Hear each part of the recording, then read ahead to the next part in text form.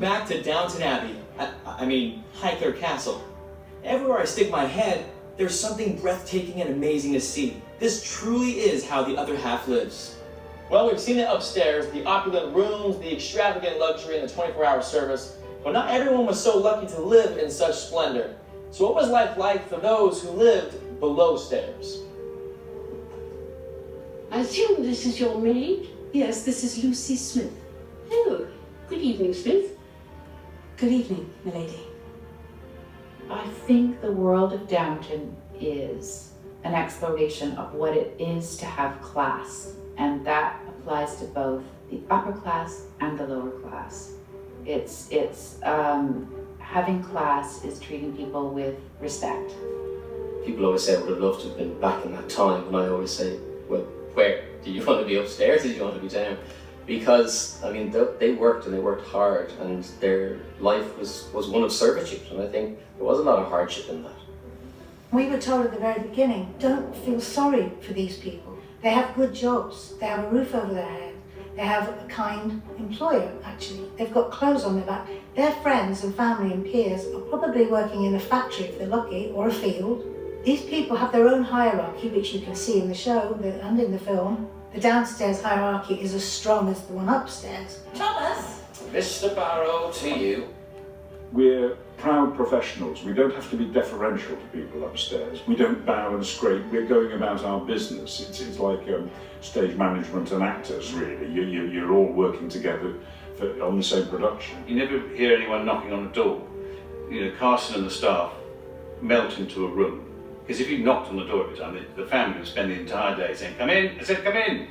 I mean, for me, it's really difficult to be invisible because you can always see my lanky, big frame in the background. That is another reason why the sense of the downstairs having their ears on everything that's happening upstairs, but not vice versa. The staff of the house know everything that the Granthams are up to, but the Granthams don't know what's necessarily happening amongst their staff. It's quite funny seeing that dynamic going on with, you know, above and below stairs, just like this, still trying to keep this swan-like grace upstairs while the feet are going underneath. In the early years of the 20th century, an estate like Highclere Castle would have employed 25 maids, 14 footmen, and 3 chefs, on top of a whole load of valets, grooms, and estate managers. You'd imagine that'd be enough for anyone. But in the Downton Abbey movie, the royal visit brings a whole lot more. We have 2 of each. The principal valet and the principal dresser will arrive in advance of their majesties, who bring an equerry, a lady-in-waiting, 2 detectives, and 2 chauffeurs.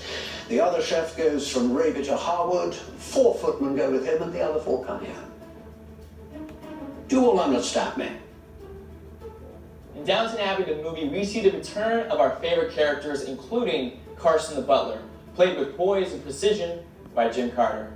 I heard about Downton in the way that you hear about any job, really, through my agent. There's this period drama written by Julian Fellows. I thought, oh, Gosford Park, oh, didn't he win a gold statuette for that? Oh, got to be good. And I read for the part. A few weeks later, I met another actor of a similar generation to me, and he said, oh, you swine, you've got the only old man's part in Downton Abbey.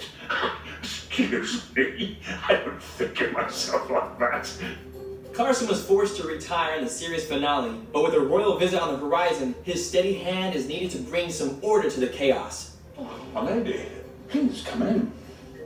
I love it that she notices in Barrow straight away that he is like a rabbit in the headlights and can't quite handle this huge thing that's about to happen. He won't clean the silver. What? He says the page of the thingamy will choose which pieces to use. I see.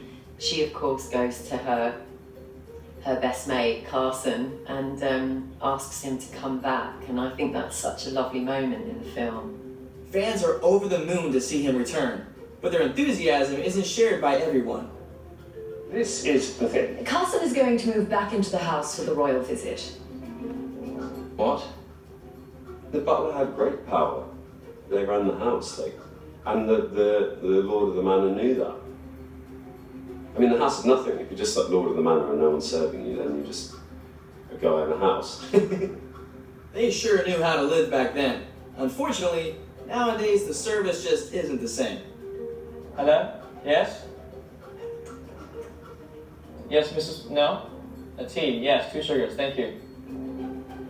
Doesn't work. I'm talking to nothing.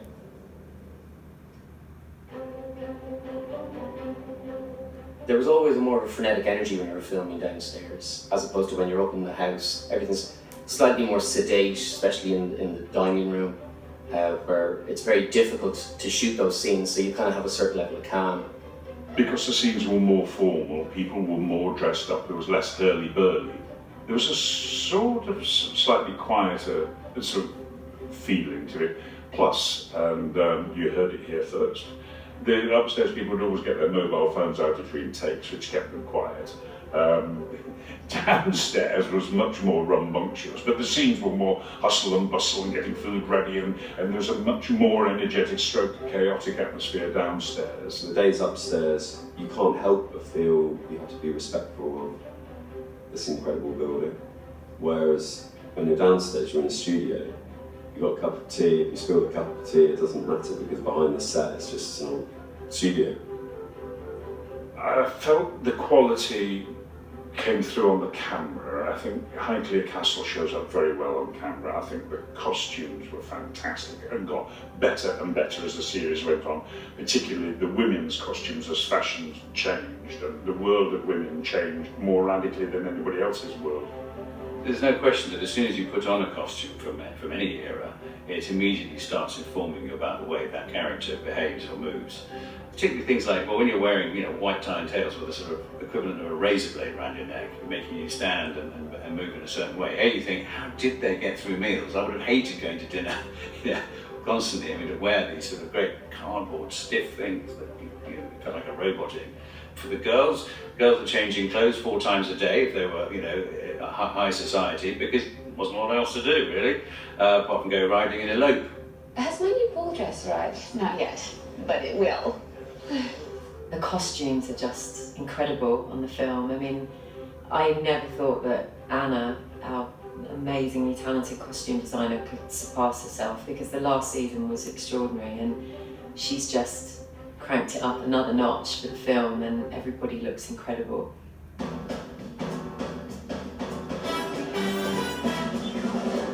When we come back, we're going to find out about the extraordinary connections Highclere has with America.